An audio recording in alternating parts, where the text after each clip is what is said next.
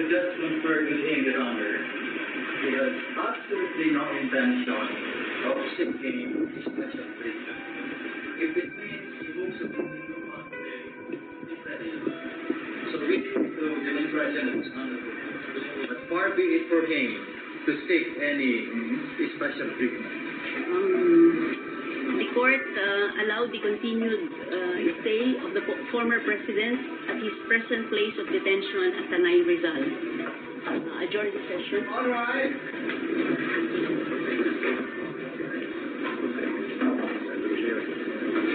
Session is adjourned. Sobra ako nagulat na tapos na.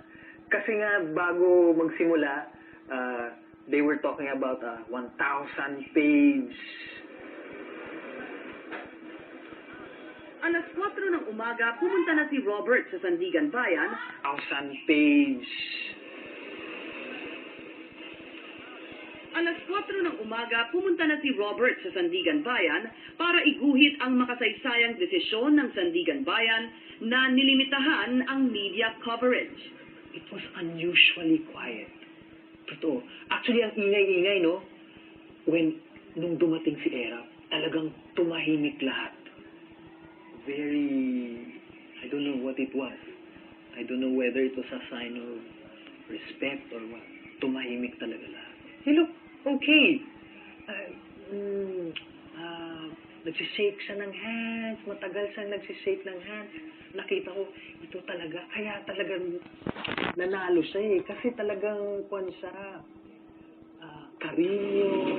Dahil yung media nasa likod, hindi namin makita yung initial reaction. Pero nung ang bilis-bilis ng pangyayari, no? Nung pauwi na, saka ko nakita yung mga mukha nila na talagang malungkot. Yung pakiramdam ko, unang-una, pakiramdam ko alam nila. Pero parang pati sila nagulat dun sa verdict.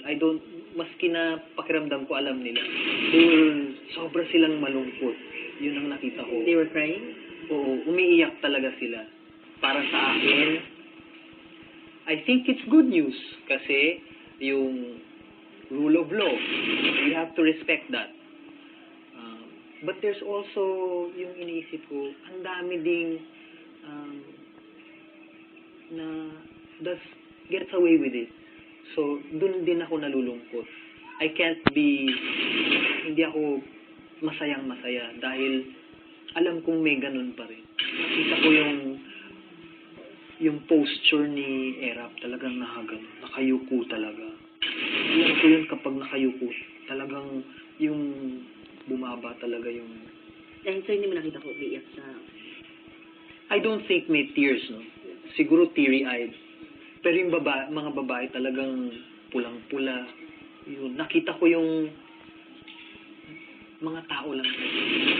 Na-capture ko, nasa labas na ng courtroom.